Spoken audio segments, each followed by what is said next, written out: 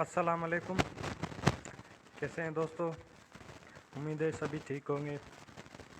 तो जैसा कि हमने लागत की सीरीज़ शुरू की हुई थी, उसमें हमारे पास आज सीपीसी से ऑर्डर 1 है। इससे पहले हम पीपीसी, कॉन्स्टिट्यूशन और सीआरपीसी के जो सेक्शन पोर्शन हैं उन पर लेक्चर्स डिलीवर कर चुके हैं। तो आइए शुरू करते हैं।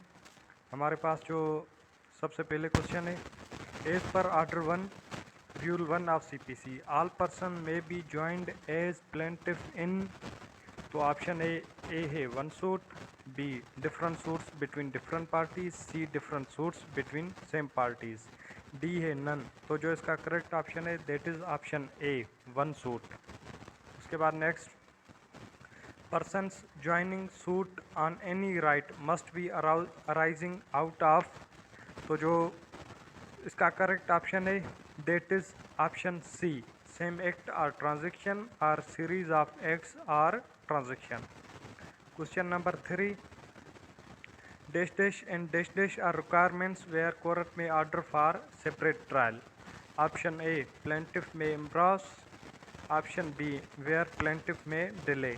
तो जो इसका करेक्ट ऑप्शन है that is C, where plaintiff may embrace and where plaintiff may delay are requirements where court may order for separate trial। तो जो इसका करेक्ट ऑप्शन है that is option C, A and B. तो ज़रूरी नहीं कि ऐसा ही MCQs आए, हाँ ऐसा भी आ सकता है कि जिसमें लिखा हो where plaintiff may embrace and plaintiff may delay, these are the essential requirements when court may dash dash for trial. तो इसमें इट मीन्स के यहाँ पर ब्लैंक आ सकता है ऑर्डर फॉर सेपरेट ट्रायल, तो ये भी MCQs आ सकता है। क्वेश्चन नंबर 4 है, कोर्ट में put plaintiff to dash dash or order separate trials. तो जो क्वेश्चन नंबर 4 है इसमें जो इसका करेक्ट ऑप्शन है that is A, not the B or C or D. तो इलेक्ट उनको कहती है कि आप खुद ही इलेक्ट कर लें कि किसको इस सूट में रहना है या फिर किसके लिए दूसरा सूट इंस्टीट्यूट करना है। तो जो क्वेश्चन नंबर 4 का करेक्ट ऑप्शन है that is option A, election.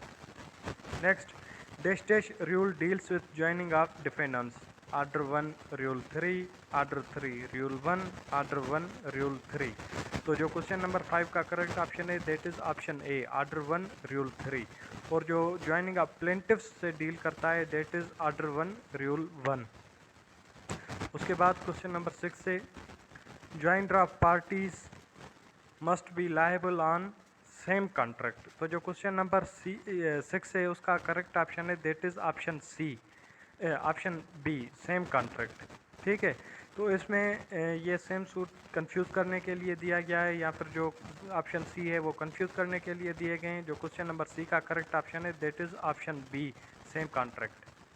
Question number 7, dash dash rule of order 1 deals with representative suit. तो जो ऑर्डर 1 का वो कौन सा रूल है जो डील करता है रिप्रेजेंटेटिव सूट के साथ, तो वो है rule 8 order 1। It means question number 7 का जो करेक्ट ऑप्शन है that is option C. Question number 8, dash dash deals with misjoinder and non joinder.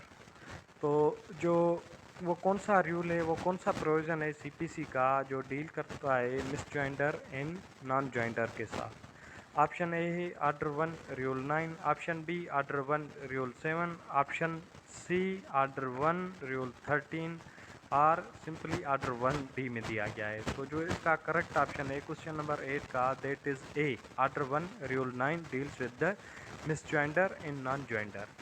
Question number 9, court may at any stage dash dash any person is plaintiff if it is necessary for determination of real matter in dispute। option A aid, option B substitute, option C A and B, D none of above। तो जो question number 9 का correct option है that is C, aid or substitute।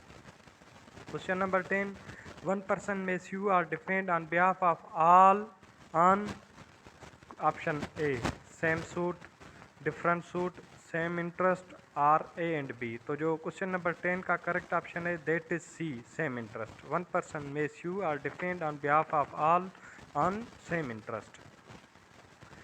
Question number 11, one person may appear and plead on behalf of other where he is option A, authorized, representative interest, A and B. तो जो question number 11 का correct option है that is option A, authorized. उसके बाद question number 12 है, objections as to misjoinder and non-joinder may be taken at a earliest possible opportunity, at time of institution of suit, before judgment, or all। तो जो इसका correct option है question number 12 का that is A, earliest possible opportunity. यहाँ पर earliest possible opportunity किसे कहते हैं अकॉर्डिंग टू सिविल लॉ? तो वो ये है जब इश्यूज़ फ्रेम ना किए गए हों। जैसे ही इश्यूज़ फ्रेम हो गए तो अर्लीस्ट पॉसिबल अपॉर्चुनिटी नहीं होगी। Question number 13, how many rules are there in order 1 of CPC? तो जो ऑर्डर 1 ऑफ सीपीसी में रूल्स हैं उनकी तादाद 13 है। तो जो क्वेश्चन नंबर 13 है इसका करेक्ट ऑप्शन ए है। Question number 14, order 1 deals with dash dash. तो जो ऑर्डर 1 है वो किस चीज़ से डील करता है? Option A, parties of case, parties to suits, plaintiffs to suits, defendant to suits. तो ये प्लेंटिव के साथ भी डील करता है, प्लेंटिव भी दिए गए हैं, डिफेंडेंट भी दिए गए हैं। तो सिंपली जो ऑर्डर 1 है ये डील करता है parties to the suits. Question number 14 का करेक्ट ऑप्शन है option B. Question number 15, where persons are uncountable may be sue or defend by, option A है 1 representative person, B by head of village, C by many representative person, D by pleader. तो जो question number 15 है इसका correct option है option A, 1 representative person. Question number 16, no person shall be added as plaintiff showing dash dash under any disability without his consent। तो जो question number 16 है वो पूछता है कि no person shall be added as plaintiff, किसी को as a plaintiff add नहीं किया जाएगा अंडर एनी डिसेबिलिटी, जब वो डिसेबल हो, विदाउट कंसेंट, किसकी कंसेंट के बगैर? A without next friend, B without uncle, C without pleader. तो जो क्वेश्चन नंबर 16 का करेक्ट ऑप्शन है that is option A, without next friend. Question number 17, dash dash deals with suit in name of wrong plaintiff.